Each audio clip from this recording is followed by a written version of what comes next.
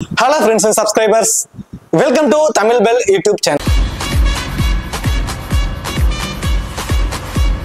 நீங்க நம்ம சேனலை சப்ஸ்கிரைப் பண்ணல அப்படின்னா மறக்காம சப்ஸ்கிரைப் பண்ணுங்க. பக்கத்துல உள்ள பெல் பட்டனை கிளிக் பண்ணுங்க. நாங்க போடக்கூடிய வீடியோக்கள் எல்லாமே உடனடியா பாருங்க. இன்னைக்கு நம்ம வீடியோல டாடா ஐபிஎல் டாடா ஐபிஎலோட 27வது மேட்ச் யாருக்கும் சொல்லி பாத்தீங்கன்னா சன்ரைசர்ஸ் ஹைதராபாத்துக்கும் பஞ்சாப் கிங்ஸ்க்கும் இந்த ரெண்டு டீமுக்குமான ஒரு ஃபுல் ப்ரிவ்யூ தான் இந்த வீடியோல நம்ம பார்க்க போறோம். இந்த பர்டிகுலர் ப்ரிவ்யூ வீடியோ பார்க்கறதுக்கு முன்னாடி நீங்க இன்னும் நம்ம டெலிகிராம்ல ஜாயின் பண்ணலன்னா மறக்காம ஜாயின் பண்ணிக்கோங்க. டிஸ்கிரிப்ஷன்ல லிங்க் இருக்கு. லாஸ்ட் ஹாஃப் அன் ஹவர்ல ஸ்மால் லீக்ஸ்க்கான டீமும் மெகா கான்டெஸ்டுக்கான டெமோ டீம்ஸும் அதில் கொடுத்துக்கிட்டு இருக்கோம். உங்களுக்கு ரொம்பவே யூஸ்ஃபுல்லா இருக்கும். ஸோ மறக்காம எல்லாரும் டெலிகிராம்ல வந்து ஜாயின் பண்ணிக்கோங்க. டிஸ்கிரிப்ஷன்ல லிங்க் இருக்கு. அதே போல நீங்க இன்னும் எக்ஸ்11 ஆப் இந்த எக்ஸ்11 ஆப்ல ஜாயின் பண்ணலினாலும் மறக்காம ஜாயின் பண்ணிக்கோங்க. டிஸ்கிரிப்ஷன்ல லிங்க் இருக்கு. இன்வைட் கோடு வந்து தமிழ் அண்ட் ஸ்மால் லீக்ஸ்க்கு ரொம்பவே பெஸ்டான ஒரு இந்த ஆப்பை நான் சஜஸ்ட் பண்ணுவேன். அது மட்டும் கிடையாது, இந்த ஆப்ல இந்த பர்டிகுலர் மேட்சுக்கு வந்து பாத்தீங்கன்னா 7.5 லட்சம் ரூபாய்க்கான கிராண்ட் லீக்ஸும் 25,000 ரூபாய்க்கான ஃப்ரீ கிவ்அவேவும் விட்டுருக்காங்க. இந்த ஃப்ரீ கிவ்அவே ஜஸ்ட் ஆப் நீங்க இன்ஸ்டால் பண்ணி எந்த ஒரு அமௌண்ட்டும் ஆட் பண்ணாம 0 ரூபீஸ் என்ட்ரி ஃபீஸ்ல நீங்க ஜாயின் பண்ணிக்கலாம். ரொம்பவே சூப்பரா இருக்கும். ட்ரை பண்ணி பாருங்க. டிஸ்கிரிப்ஷன்ல லிங்க் இருக்கு. இன்வைட் கோட் வந்து தமிழன். சோ இந்த ஆப்பை பொறுத்த வரைக்கும் நீங்க ஃபர்ஸ்ட் பண்ணக்கூடிய டெபாசிட்க்கு 100% போனஸ் தராங்க. Low competition and lowest entry fees. மற்ற ஆப்ஸ் எல்லாம் கம்பேர் பண்ணும்போது என்ட்ரி ஃபீஸ் ரொம்பவே கம்மியா இருக்குங்க. அதுலயே ஒரு ஹியூஜ் அமௌண்ட் உங்களால சேவ் பண்ண முடியும். அந்த சேவ் பண்ற மணியை வச்சு நீங்க இன்னொரு கான்டெஸ்டும் இதுல நீங்க ஜாயின் பண்ணிக்கலாம். ஹெட் டு ஹெட் ஃபேண்டசி இதுல இருக்கு. அதை விட ரொம்ப முக்கியம் 100% TDS அண்ட் GST ஃப்ரீ வந்து இதுல கொடுக்குறாங்க. இன்ஸ்டன்ட் வித்ட்ராவல் இதுல அவைலபிளா இருக்கு. அதுவும் 30 செகண்ட்ஸ்ல உங்களுடைய பேங்க்குக்கு வந்து இது வந்துடும். ஸோ அந்த மாதிரி நிறைய ஆஃபர்ஸ் வந்து இதுல இருக்கு. ட்ரை பண்ணி பாருங்க. டிஸ்கிரிப்ஷன்ல லிங்க் இருக்கு. இன்வைட் கோட் வந்து தமிழன். மேட்சை பொறுத்த வரைக்கும் 12 ஏப்ரல் இரவு 7:30 இந்த மேட்ச் நடக்குது. Match Rajiv Gandhi international stadium ஹைதராபாத்ல தான் இந்த மேட்ச் நடக்குது. ஹைதராபாத்தோட பிச் ரிப்போர்ட் யூஸ்வலாவே இது வந்து பயங்கரமான ஒரு பேட்டிங் ட்ராக். ஃபாஸ்ட் பாலர்ஸ்க்கு இங்கே விக்கெட் டேக்கிங் ஆப்ஷன்ஸ் இருக்கு. ஸோ லாஸ்ட் மேட்ச் என்ன ஆச்சுன்னா இந்த வென்யூல 2 பிச்சஸ் இருக்குங்க. ஒரு பிச் வந்து பயங்கர ஃபிளாட் ட்ராக் 200 அப்படிங்கிறது ஒரு ஆவரேஜான ஸ்கோரா இருக்கிறது. இன்னொரு பிச் வந்து பாத்தீங்கன்னா 148ங்கிறதே ஒரு ஆவரேஜான ஸ்கோர். அதை அடிக்கிறதுக்கே கஷ்டப்படுவாங்க. அந்த அளவுக்கு ரொம்ப ஸ்லோவா இருக்கும் பிச்சஸை பொறுத்த வரைக்கும் இந்த மாதிரி. ஸோ லாஸ்ட் மேட்ச் வந்து பாத்தீங்கன்னா கொஞ்சம் ஸ்லோ ட்ராக்ல தான் கொடுத்துருந்தாங்க. பெருசா ரன்ஸ் அடிக்கவே முடியாம தடுமாறினாங்க. இந்த மேட்ச் அபிஷியலா இந்த லாஸ்ட் ஹாஃப் அன் ஹவர்ல பிச் ரிப்போர்ட் வந்ததுக்கப்புறம் நான் குரூப்ல போடுறேன். அது ஒரு பேட்டிங் ட்ராக்கா இல்ல ஒரு அந்த பழைய பிச்சா அப்படிங்கிறது.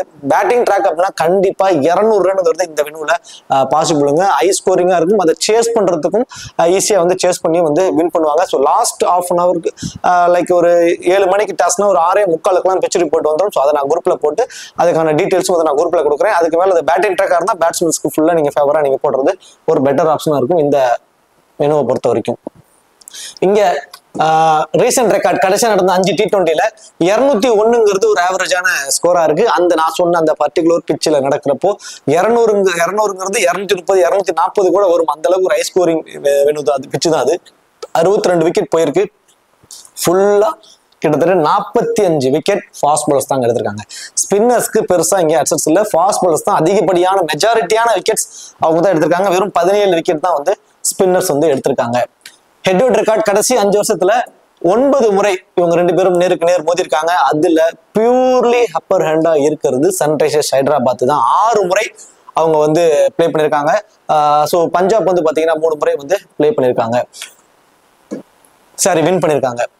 2 டீமோட ஒரு பாசிபிளான பிளேயிங் லெவன் சொல்லி பார்த்தோம் அப்படின்னா பிரப்சிம்ரன் சிங் அண்ட் பிரியான் சாரியா 2 பேரும் வந்து இன்னிங்ஸ் ஓபன் பண்ண போறாங்க. அடுத்ததான் ஸ்ரேயஸ் ஐயர் இந்த டீமோட captain, Marcus Stoinis, Nikhil Bethry and Glenn Maxwell, Sesanth Singh, Marco Jansen, Harshdeep Singh, Lockie Ferguson, Yuzvendra Chahal and Yash Thakur. So இது வந்து பஞ்சாப் கிங்ஸோட ஒரு பாசிபிளான பிளேயிங் லெவன். SRH பொறுத்த வரைக்கும் Abhishek Sharma and Travis Head 2 பேர் வந்து இன்னிங்ஸ் ஓபன் பண்ண போறாங்க. அடுத்ததான் Ishan Kisan, Nitish Kumar Reddy, Henry Klaasen, Ankit Verma, Kamindu Mendis, Pat Cummins, Harshal Patel, Mohammed Shami and Jaydev Unadkat, ஜீசன் Ansari. So இது வந்து SRHோட ஒரு பாசிபிளான பிளேயிங் லெவன். இப்போ கிராண்ட் லீக்ஸ்க்கான ஆப்ஷன், கிராண்ட் லீக்ஸ்க்கு யார் யார் என்ன பெர்ஃபார்மன்ஸ் பண்ண வாய்ப்பு இருக்கும் அப்படின்னு சொல்லி பார்த்தோம் அப்படின்னா சன்ரைசர்ஸ் ஹைதராபாத்ல Abhishek Sharma and Travis Head ரெண்டு பேருமே சரியான ஒரு ஃபார்ம்ல இல்லைங்க. ஒரு ரெண்டு பேர்த்துக்கிட்ட லாஸ்ட் சீசன் பயங்கரமான ஒரு ஃபார்மை கொண்டு வந்தாங்க. ஸோ 260 280 அந்த ரன்ஸ் வரைக்கும் போனாங்க. இந்த சீசன்ல 300 ரன்ஸ் வரைக்கும் வரும் அப்படிங்கிற மாதிரியான பேச்சு எல்லாமே இருந்துச்சு. இவங்களோட ஓப்பனிங் பார்ட்னர்ஷிப் பில்ட் பண்ணி கொடுத்தாங்க அப்படின்னா. பட் இந்த சீசன்ல அவங்களுக்கு ஃபர்ஸ்ட் மேட்ச் மட்டும்தான் 280 சம்திங் ரன் வரைக்கும் அடிச்சாங்க SRH. அதுக்கப்புறம் ரன்ஸே வரல, விக்கெட் அதாவது லாஸ் ஆகிக்கிட்டே இருக்காங்க. தொடர்ச்சியான ஒரு லாஸ்ட்ல இருந்து கடைசி இடத்துல வந்து இப்ப இருக்காங்க. ஸோ கடைசி இடத்துக்கு போட்டி போட்டுட்டு தான் இருக்காங்க. சிஎஸ்கேவும் SRH கடைசி இடத்துக்கு நான் வரலாமா நீ வரலாங்கிற மாதிரியான ஒரு போட்டியில தான் இருக்கிறாங்க. ஸோ அந்த மாதிரியான ஒரு ஃபார்ம்ல தான் வந்து இருக்காங்க இப்போ கரண்ட்ல. ஆனா இத கண்டிப்பா இந்த மேட்ச் வின் பண்றத மூலியமா அவங்களால மாத்த முடியும். கண்டிப்பா இந்த மேட்ச் அவங்களோட ஹோம் கண்டிஷன்ஸ், ஹோம் அட்வான்டேஜ கண்டிப்பா ரிலீஸ் பண்ணி அதை பயன்படுத்துறதுக்கான வாய்ப்பு ரொம்பவே அதிகமா தாங்க இந்த மேட்ச் இருக்கு. அபிஷேக் சர்மா டிராவிஸ் ஹெட் இந்த மேட்ச் மினிமம் 35 ரன்னும் மேக்சிமம் வந்து பாத்தீங்கன்னா ஒரு 60 ரன்ஸ் வரைக்கும் கூட அடிப்பதற்கு வாய்ப்பு ரொம்ப அதிகம். பவர் பிளேவை இந்த மேட்ச் வந்து பாத்தீங்கன்னா பிளாஸ்ட் பண்ண வாய்ப்புகள் ரொம்ப ரொம்ப அதிகம். ஏன்னா முக்கியமான மேட்சஸ்ல கண்டிப்பா அவரோட பங்களிப்பு வந்து எப்பவுமே இருந்திருக்கு. ஸோ கண்டிப்பா வந்து டிராவிஸ் ஹெட் இந்த மேட்ச் ஆடுவதற்கான வாய்ப்பு இருக்கும். ஏன்னா இந்த மேட்ச் அவங்க லாஸ் ஆயிட்டாங்கன்னா கிட்டத்தட்ட அவங்க அவ்வளவுதான் வெளியே அப்படிங்கிற மாதிரி சுச்சுவேஷனுக்கு வந்துருவாங்க. ஏன்னா இதுக்கப்புறம் இருக்கக்கூடிய மேட்சஸ்ல கிட்டத்தட்ட 7 மேட்ச் வரைக்கும் வின் பண்ணும். 9 மேட்ச் இருக்கு, அதுல 7 மேட்ச் வின் பண்ணும். அது பாசிபிலிட்டிஸ் அப்படின்னா கண்டிப்பா இல்லை. அது இல்லாம இந்த ரன் ரேட் எல்லாம் இருக்கு. தென் ஏதாவது ஒரு மேட்ச் மழையாலையோ இல்லை ஏதோ ஒரு காரணத்தினால இதாயிடுச்சு அப்படின்னா அவங்க அவ்வளவுதான், வாய்ப்பே இல்லாம போயிடும். ஸோ இந்த மேட்ச் அவங்களுக்கு ஒரு முக்கியமான மேட்ச். இதுக்கப்புறம் நடக்கக்கூடிய மேட்சஸ் எல்லாமே அவங்களுக்கு ரொம்ப முக்கியமான மேட்சஸ் தான். இந்த மேட்சை வின் பண்ணிட்டாங்கன்னா அதே வின்னிங் ஸ்ட்ரைக் கூட போவாங்க. ஸோ கண்டிப்பா இந்த மேட்ச் வந்து டிராவிஸ் ஹெட் ஆடுவதற்கான வாய்ப்பு ரொம்ப அதிகம். அபிஷேக் சர்மாவுக்கு இந்த டீம் இருக்க பவுலிங் ஆப்ஷன்ஸ் பாத்தீங்கன்னா Pat Cummins, Harshal Patel, Mohammed Sami, Jaydev உனட்கர், ஜீசன் அன்சாரின் 5 proper main bowler. தென் கமிது மெந்திஸ்ங்கிற ஒரு ஆப்ஷன்ஸ் வந்து இருக்கு. ஸோ கமிது மெந்திஸ்னு ஒருத்தர் வராத வரைக்கும் அபிஷேக் சர்மா 2 ஓவர் வந்து பவுல் பண்ணிட்டு இருந்தாரு.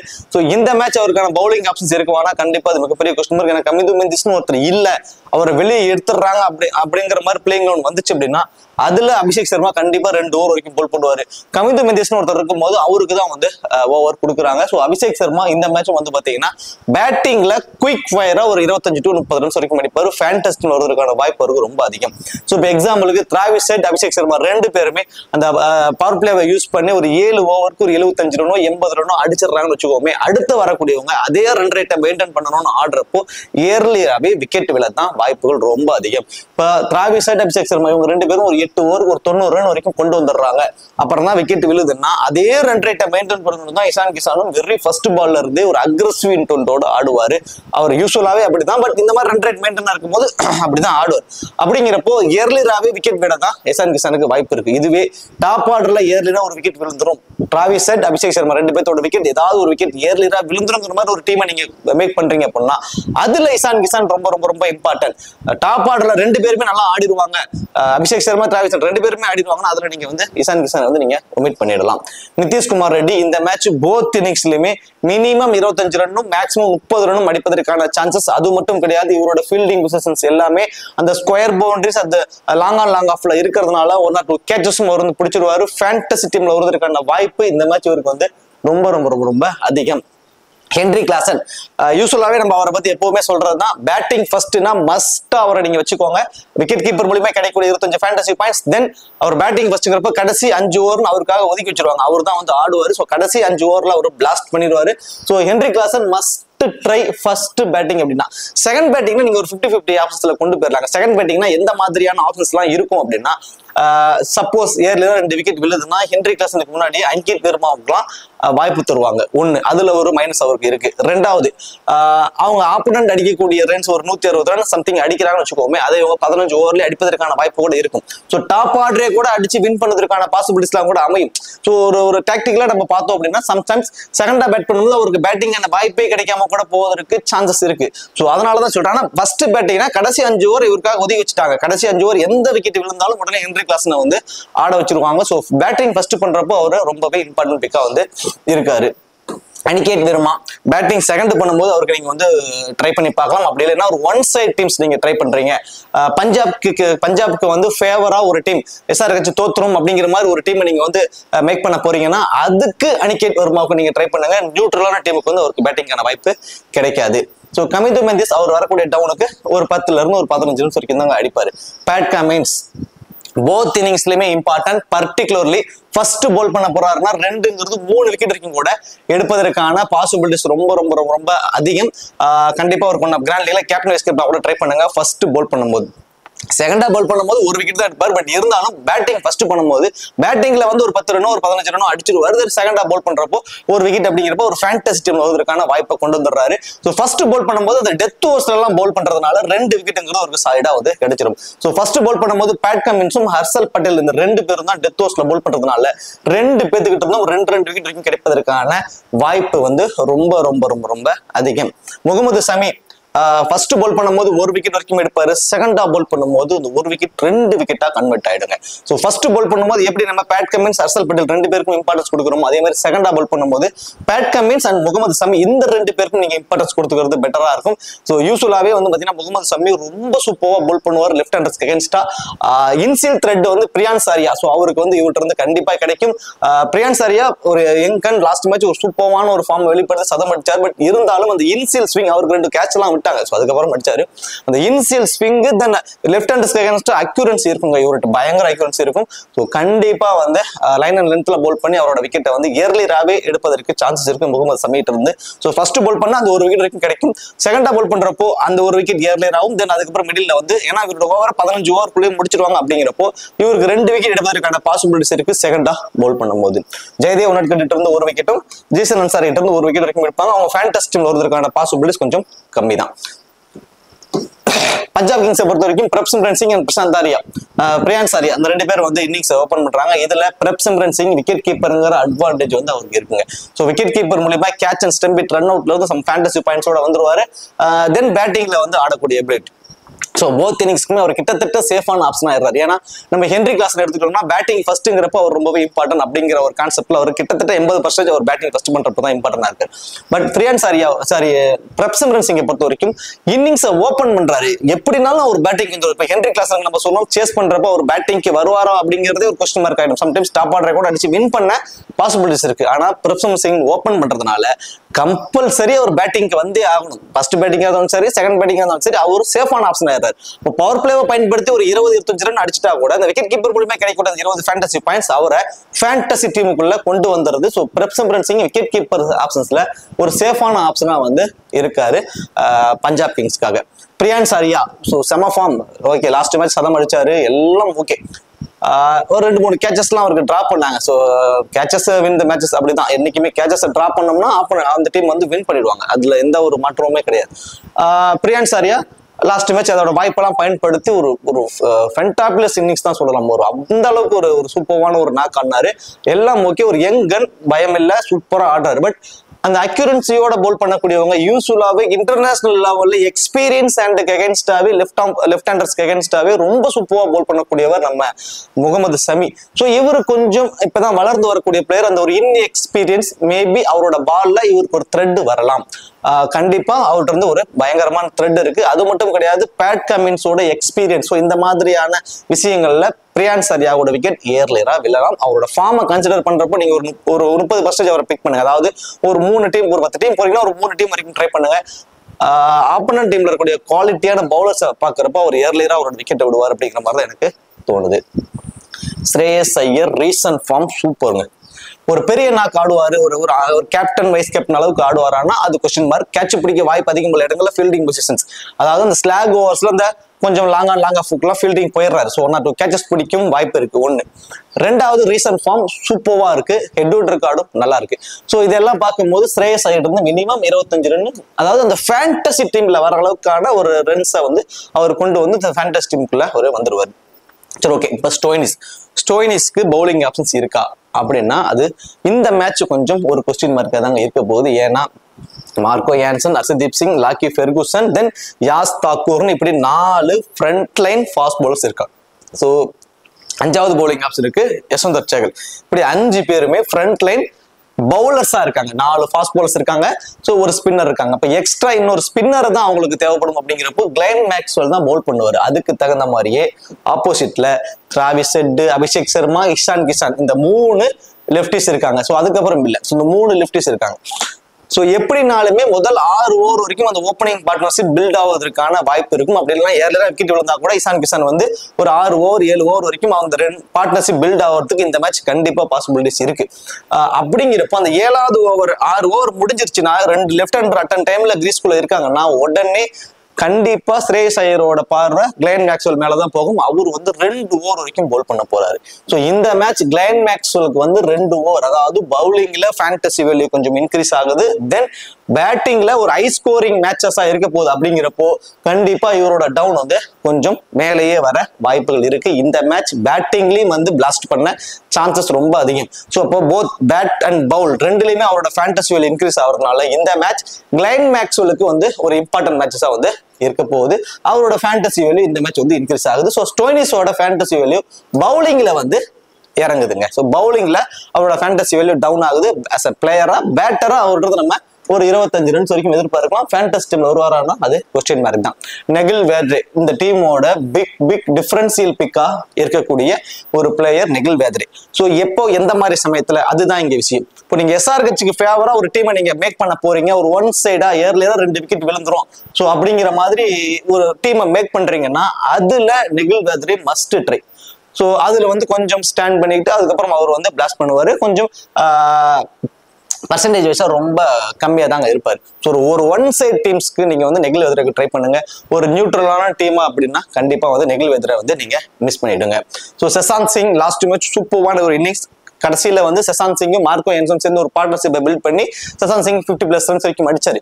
இந்த மேட்ச் அதுக்கான ஒரு வாய்ப்பு இருக்குமானா கண்டிப்பா வந்து ஒரு பெரிய ஸ்கோர் அடிச்சு அந்த ஃபேண்டசி டீம்ல வர அளவுக்கான ரன்ஸ் அடிப்பதற்கான ஒரு வாய்ப்பு இருக்குமானா அது மிகப்பெரிய ஒரு கொஸ்டின் மார்க் தான். ஏன்னா ஒரு ஃபுல்லா ஒரு பேட்டிங் ட்ராக்கா தான் இருக்க போகுது இது. அப்படிங்கிறப்போ எல்லாருமே டாப் ஆர்டர்ல இருக்கக்கூடியவங்களே ஆர்டர் கொடுத்ததுக்கான ஒரு வாய்ப்பு தான் இருக்கும். Sesanth Singh last match earlier wickets விழுந்துச்சு. ஸோ இவர் வந்து ஒரு பார்ட்னர்ஷிப்பை பில்ட் பண்ணி பெரிய ஸ்கோர் அடிச்சு கொடுத்தாரு. இந்த மேட்ச் அதுக்கான வாய்ப்பு இல்லைங்க. ஸோ அவர் வரக்கூடிய டவுன் கடைசி 2 ஓவருக்கு வருவாரு, ஒரு 15 ரன்ஸ் வரைக்கும், ஒரு 15 to 20 ரன்ஸ் வரைக்கும் அடிப்பாரு. ஃபேண்டசி டீம்ல வருவதற்கான சான்சஸ் ரொம்ப கம்மி. மார்க்கோ யான்சன் இந்த மேட்ச் வந்து ஒரு மினிமம் 3 ஓவர் புல் பண்ணுவார். Harshdeep Singh 4 over, Lockie Ferguson 4 over, Yuzvendra Chahal minimum 3 over, then அதே மாதிரி Thakur 3 over, Glenn Maxwell 2 over. So இந்த மாதிரி கான்செப்ட்ல தாங்க ஓவர்ஸ் வந்து சஃபல் ஆக போகுது இந்த மேட்ச்ல. இதுல ஹர்ஷதீப் சிங், லாக்கி ஃபெர்குசன் இந்த 2 பேரும் வந்து டெத் ஓவர்ஸ்ல பவுல் பண்றாங்க. ஸோ அது இவங்களுக்கு இருக்கக்கூடிய பெரிய பெரிய பெரிய அட்வான்டேஜ். இதுல நம்ம பார்க்க வேண்டிய ஒரு விஷயம் என்ன அப்படின்னா, லாக்கி ஃபெர்குசன் டெத் ஓவர்ஸ்ல பவுல் பண்ணாலுமே ஃபர்ஸ்ட் பவுல் பண்றதை காட்டிலும் செகண்ட் ஆஃப் பவுல் பண்றப்போ விக்கெட் டேக்கிங் ஆப்ஷன்ஸ் அவருக்கு ரொம்ப அதிகமா இருக்கு. இப்போ எக்ஸாம்பிளுக்கு இந்த வேணும் ஒரு பேட்டிங் ட்ராக்கா இருக்கு, 200 ரன் அப்படிங்கிறது ஒரு ஆவரேஜா போயிடுது. அப்படிங்கிறப்போ எல்லா பாலுமே அடிச்சு ஆடணுங்கிற ஒரு சுச்சுவேஷன் மைண்டுக்கு வந்துருவாங்க. ஸோ அந்த மாதிரி சமயத்துல இவரு 145 வேகத்துல எந்த ஆக்ஷன்ல பவுல் பண்றாரோ அதே ஆக்ஷன்ல சிமிலரா கொஞ்சம் கூட இந்த ஸ்லோவர் பால் கண்டுபிடிக்க முடியாத அளவுக்கான ஸ்லோவர் பால் போடுவார். 145 போடுவாரு, 110, 105 போடுவார்.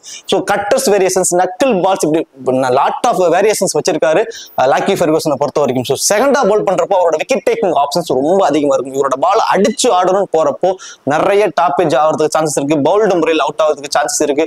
ஸோ ஃபர்ஸ்ட் பால் பண்ணும்போது இந்த டெத் ஓவர்ஸ்ல பால் பண்றாரு. அப்போ போத் இன்னிங்ஸ்லுமே இம்பார்ட்டன்ட் அப்படிங்கிற ஆப்ஷன்ஸ்க்கு லாக்கி ஃபெர்குசன் வந்துறாரு 2 விக்கெட் எடுத்து. ஹர்ஷதீப் சிங் யூசுவலாவே ஃபர்ஸ்ட் பால் பண்ணும்போது அந்த 20வது ஓவர் அவர் தான் பால் பண்றாரு. ஸோ ஃபர்ஸ்ட் பால் பண்ணும்போது மஸ்ட் ட்ரை ஆப்ஷனுக்கு வந்து ஹர்ஷதீப் சிங் வந்து வந்துடுறாரு. ஸோ செகண்டா பால் பண்றப்போ லாக்கி ஃபெர்குசனும் Johnson, Marco Jansen. So Marco Jansen 2 பேரும் ரொம்பவே இம்பார்ட்டன்ட் பிக்கா வந்து இருப்பாங்க செகண்டா பால் பண்ணும்போது. ஸோ ஃபர்ஸ்ட் பால் பண்ணும்போது ஹர்ஷதீப் சிங்கும் லாக்கி ஃபெர்குசன் 2 பேரும் ரொம்பவே ஒரு இம்பார்ட்டன்ட் பிக்கா இருப்பாங்க. யஸ்வந்தர் சகல் போத் இன்னிங்ஸ்லயுமே ஒரு விக்கெட்டுக்கும் இருப்பதற்கான சான்சஸ் தாங்க. லாஸ்ட் மேட்ச் அவருக்கு ஓவர் பெருசா கொடுக்கல. இந்த மேட்ச் கண்டிப்பா கொடுப்பாங்க, 3 ஓவர் வரைக்கும் கொடுப்பாங்க. அதுல 1 விக்கெட்டுக்கும் எடுப்பதற்கான ஒரு வாய்ப்பு தான் இருக்கு.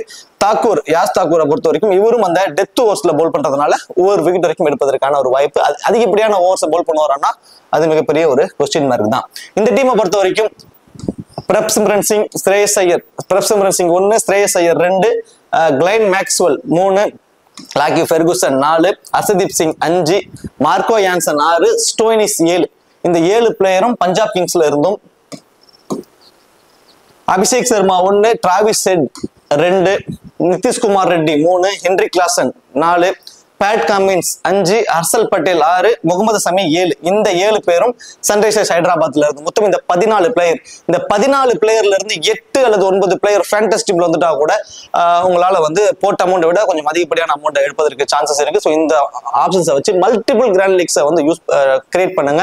உங்களால வந்து ஒரு நல்ல ரேங்க் வருது இருக்கு, பாசிபிலிட்டிஸ் இருக்கு. இப்போ கேப்டன் வைஸ் கேப்டன் ஆப்ஷன்ஸ்க்கு eligible person as usual Travis Head இந்த மேட்ச்க்கு ஒரு சூப்பரான ஒரு ஆப்ஷன் இருப்பாரு கேப்டன் வைஸ் கேப்டனுக்கு.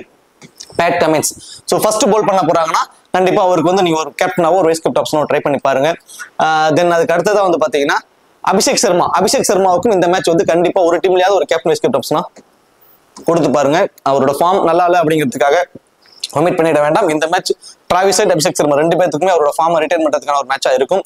அதே மாதிரி ஸ்ரேயஸ் ஐயர் ஆஸ் யூஸ்வல் அவருக்கு வந்து நீங்க கேப்டன் வைஸ் கேப்டனா கொடுக்கலாம். தென் கிளைன் மேக்ஸ்வெலுக்கு இந்த மேட்ச் நீங்க ஒரு வைஸ் கேப்டன் ஆப்ஷனை ட்ரை பண்ணி பார்க்கலாம். ஏன்னா அவரோட டவுனை கன்சிடர் பண்றதுனால நான் வந்து ஒரு வைஸ் கேப்டன் ஆப்ஷனா சொல்றேன். கொஞ்சம் முன்னாடி அந்த செகண்ட் டவுன்லாம் வர மாதிரி இருந்துச்சுன்னா அவருக்கு கண்டிப்பா கேப்டனா கூட கொடுக்கலாம்னு சொல்லிடுவேன். ஸோ அவரோட டவுன் ரொம்ப மிடில் ஆர்டர்ல இருக்கிறதுனால ஒரு வைஸ் கேப்டன் ஆப்ஷனா கொடுத்து பாருங்க. அதே மாதிரி லாக்கி ஃபெர்குசன் ஸோ அவருக்கு வந்து ஒரு டீம்லயா ஒரு கேப்டன் வைஸ் கேப்டன் ஆப்ஷனா கொடுங்க. Harshdeep Singh as usual first bowl பண்ணும்போது அவருக்கு வந்து ஒரு வைஸ் கேப்டன் ஆப்ஷனா கொடுத்து பாருங்க. சரி, ஓகே. இந்த வீடியோ உங்களுக்கு பிடிச்சிருக்குன்னு நினைக்கிறேன். இந்த வீடியோ உங்களுக்கு பிடிச்சிருச்சு அப்படின்னா மறக்காம வீடியோக்கு லைக் பண்ணி வீடியோ கொஞ்சம் சப்போர்ட் பண்ணுங்க. இந்த வீடியோ பத்திய கருத்துக்களை கமெண்ட் செக்ஷன்ல சொல்லிடுங்க. தேங்க்யூ.